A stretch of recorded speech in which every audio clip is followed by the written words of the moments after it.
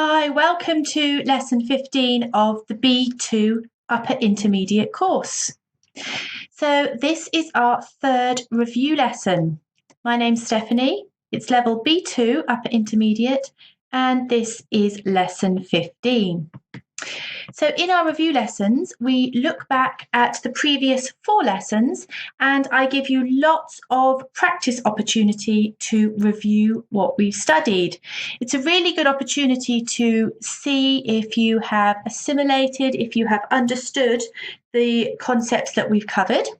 So there's going to be lots of opportunity to practice.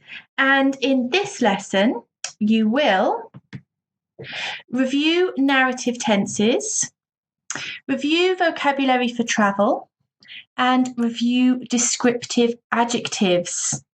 So remember, lessons 11 and 13 were the grammar-based narrative tenses. Lessons 12 and 14 were vocabulary. So in lesson 12, we looked at travel, and lesson 14, we looked at descriptive adjectives. Okay, are you ready to start? Well, we're going to begin with narrative tenses. Okay, so in lesson 11, we had a tense review. Can you name the tense? So there are 5 sentences here. Have a look. What tense is being used? Number 1, she worked in Rome last year. Number 2, she's studying for her master's. Number 3, she was planning to get married. Number 4, she had already heard the news. And number 5, she has been working hard. So now is a good time to stop the slide, pause it, and note down your answers. So all I want you to do is to tell me, what's the tense? Remember, we had a tense review. What tense is being used in each of these 5 examples? Okay, are you ready to check your answers? Let's have a look together. So number 1, she worked in Rome last year is past simple. Number 2, she's studying for her master's is studying. We've got present continuous. Number 3, she was planning to get married, past continuous. Number 4, she had already heard the news, had heard, past perfect. And number 5, she has been working hard. This time it's present perfect continuous. Really well done if you managed to get those correct. If you didn't, have a look back at lesson 11. Okay, so now we're going to switch it around the other way. This time I'm going to give you a tense and I want you to see if you can make a sentence in that tense form. So let's have a look at the ones we're going to practice. So we have present continuous, past continuous, present perfect continuous, and past perfect continuous. So if you're not sure, have a look back at lesson 11. If you're feeling confident, pause the slide and see if you can make me 4 sentences using each of these tenses. Present continuous, past continuous, present perfect continuous, and past perfect continuous. Okay, so obviously there are lots and lots and lots and lots of different examples you could use, but let's have a look at the ones that I have made. Okay, so present continuous, something that's happening as we speak. I am travelling by plane. So here I'd be looking for the verb to be and an ing verb. I am travelling by plane. Number 2, we have a past continuous. My example is, he was sleeping. So you need the past simple of the verb to be, was, and an ing verb. Number 3, she has been reading for 3 hours. Present perfect continuous. Has been ing. She has been reading for 3 hours. And number 4, we have past perfect continuous. They had been waiting all morning. So we need had plus been plus ing. Really well done if you managed to make 4 sentences in the correct tense. If you're not sure, as I said, have a look back at lesson 11. Okay, the next item we're going to practice is during, while, or for. Now, do you remember we talked quite a lot about this, about the difference in use of during, while, or for. We talked about how the meaning can be quite similar, but grammatically used in different ways. Now, can you remember? I'm going to show you 6 sentences, and for each sentence, you need to tell me, is it during, while, or for? Number 1, the match, 2 players were sent off. Number 2, it started to rain, he was waiting. Number 3, it's usually foggy, winter time. Number 4, the conference lasted 7 hours. Number 5, I can't text, I'm walking. Number 6, he has been studying 6 months.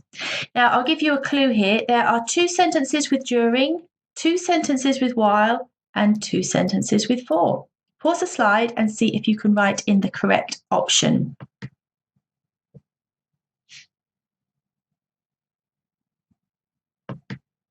Okay, are we ready to check our answers? Let's have a look. So number 1, during the match, 2 players were sent off. Number 2, it started to rain while he was waiting. Number 3, it's usually foggy during winter time. Number 4, the conference lasted for 7 hours. Number 5, I can't text while I'm walking. And number 6, he has been studying for 6 months. So super well done if you managed to get all of those 6 correct. Now, do you remember the rule? Have a look at these sentences. Can you see the rule when we use during, when we use while, and when we use for? So look at during the match, during winter time,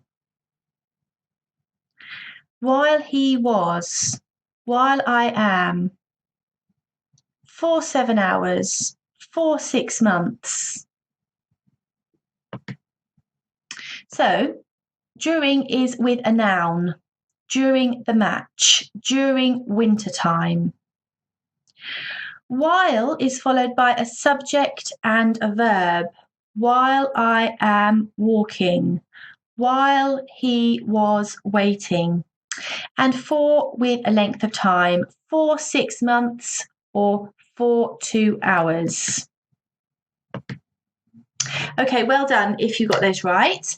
And as you saw, the next topic we're going to move on to is to review lesson 12, which was vocabulary connected to travel.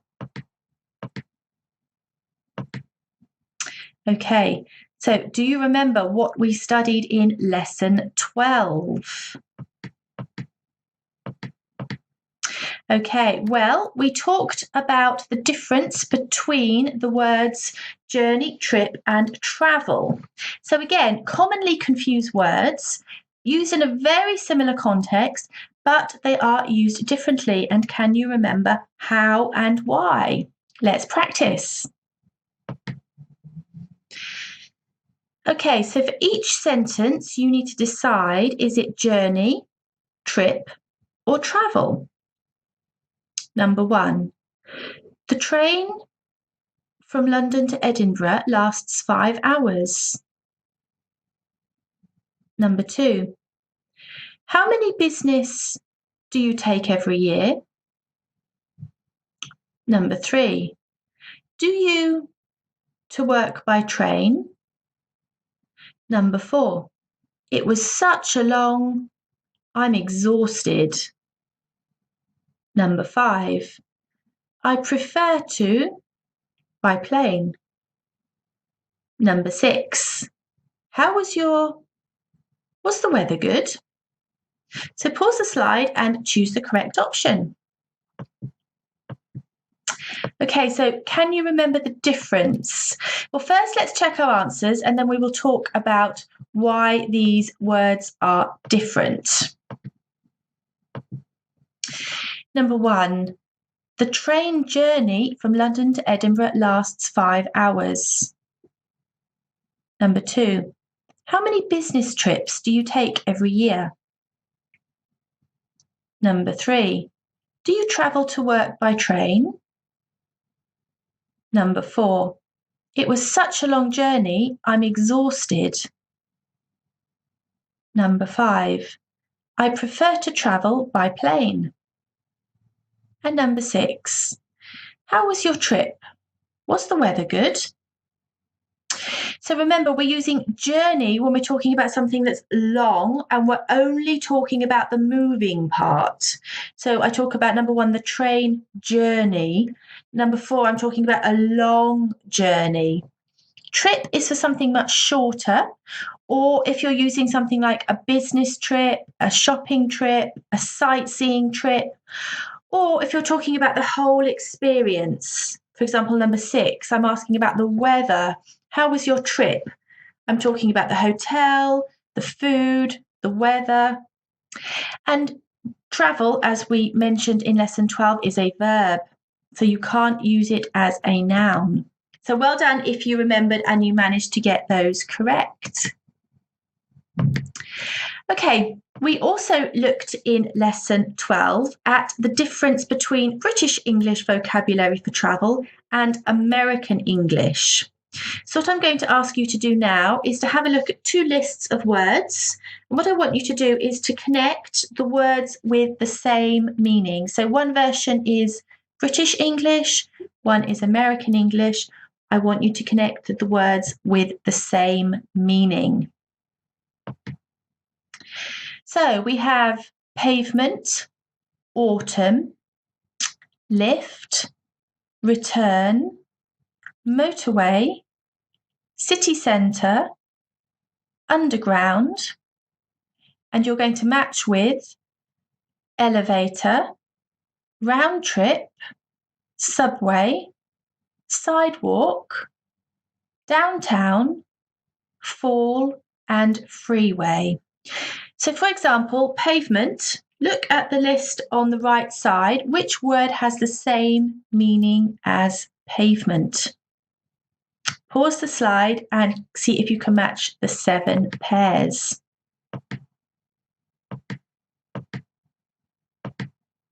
Okay, let's have a look. So pavement is sidewalk, autumn is fall, lift is elevator, a return ticket is a round trip, the motorway is the freeway, city centre is downtown, and underground is subway. So well done if you got those correct. And remember, the words have the same meaning. It just depends where you are. If you're in New York, you would use one version. If you're in London, you use another. Do you know which is the American and which is the British English? What do you think? Let's have a look at the slide again and see if you can tell me which one is American and which one is British. So I've put them in the right group. So for example, the column on the left, this group here, pavement, autumn, lift, return, motorway, city centre and underground. What do you think? British or American? Well, they're actually British English. So if you are in London, you will hear people talking about the pavement, autumn, taking the underground, driving on the motorway. But if you're in New York, people will be talking about walking on the sidewalk, going downtown, taking a round trip. Remember, the words have the same meaning, it just depends where you are. Okay, so in lesson 12, we practiced using British English. So in our review lesson, we're going to practice American. There are 7 sentences. I want you to choose the correct American English word. Number 1. Pedestrians should always walk on the... Number 2. Please take the to the 12th floor. Number 3. I need to take a cab. Number 4. There's a lot of traffic on the...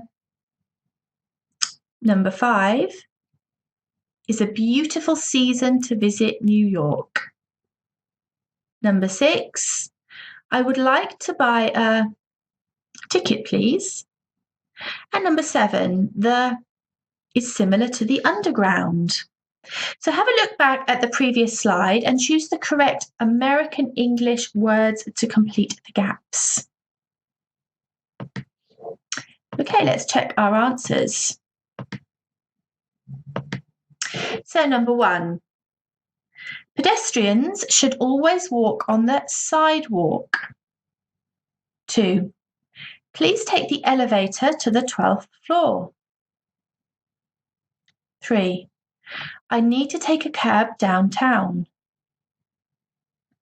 4, there's a lot of traffic on the freeway.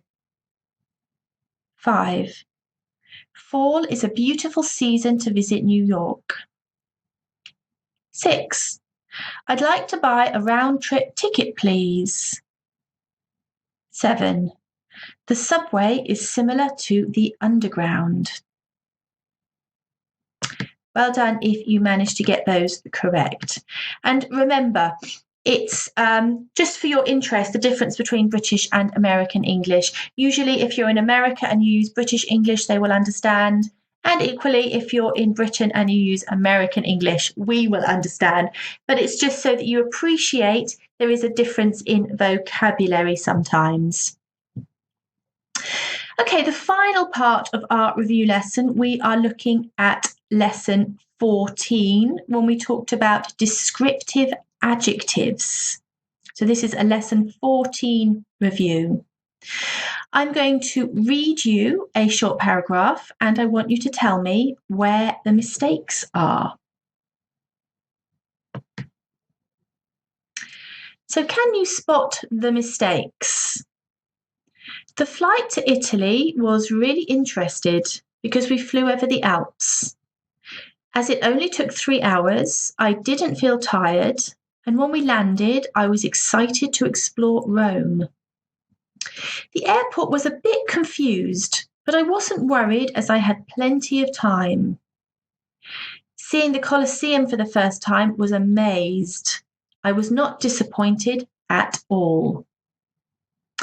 Pause the slide and see if you can find where the mistakes are. Okay, so this time I didn't tell you how many mistakes there were, but I'll give you a clue now. There were 3. So if you've got more than that, you need to go back and remove some. And if you've got less, you need to find some more. There are 3 mistakes in that slide. Okay, let's check our answers. The flight to Italy was really interesting because we flew over the Alps.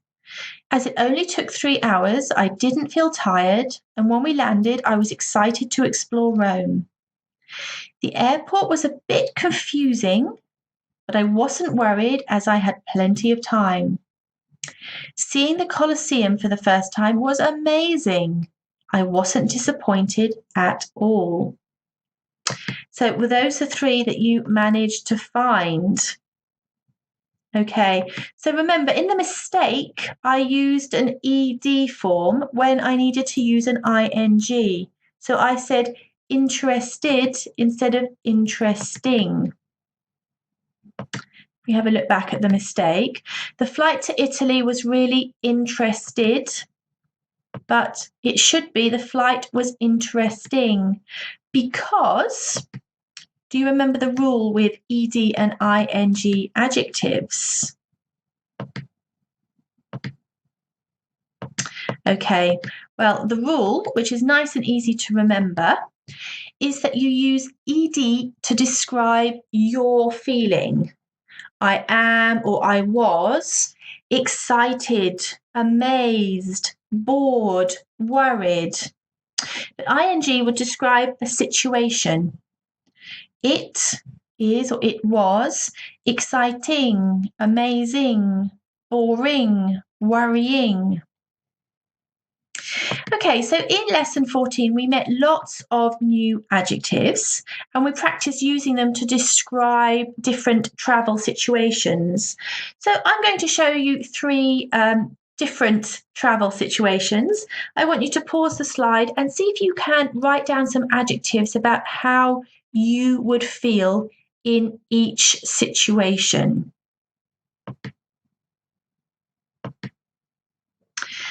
Okay, so the first one, we've got somebody snowboarding.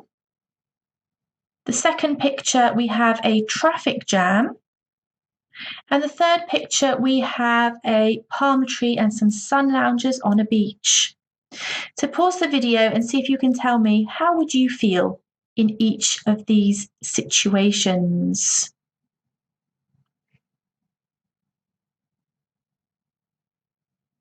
Okay, so the first one, somebody is snowboarding. Perhaps you feel excited. Perhaps you feel exhilarated. Something with a lot of energy here.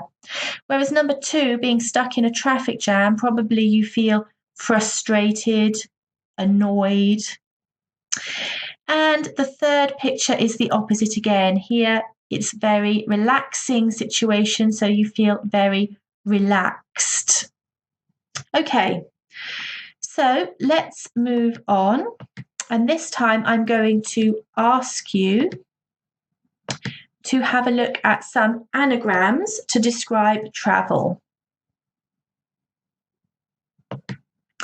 So anagrams are words where the letters have been moved around. So what you need to do is to rearrange the words to see if you can make 6 adjectives that we looked at in lesson 14 to describe travel situations. So pause the slide and see if you can unscramble these words.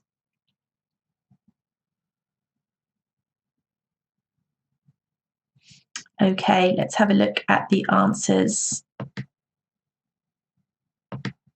So number 1 was relaxing. Number 2, exhilarating. Number 3, amazing. Number 4, frustrating. Number 5, confusing. And number 6, boring. So really well done if you managed to do that, because that's quite difficult. The reason we do exercises like this is because the more that you look at a word in different ways, whether you're putting into a gap, whether you're moving the letters around, the more likely you are to remember it. So it's important to meet new vocabulary in different ways because it helps you to remember. Okay, so the final part of this review lesson, I'm asking about you. There are 6 questions. I want you to think about your answers, and can you answer them using the vocabulary we've practiced in lesson 14? Number 1. What's your idea of a relaxing holiday? Number 2. Do you think snowboarding is exhilarating? Number 3. What's the most amazing place you have ever visited? Number 4. Do you find it frustrating when your flight is delayed? Number 5. Is it confusing to be in a country where you don't speak the language? And number 6, how do you stop long journeys from becoming boring?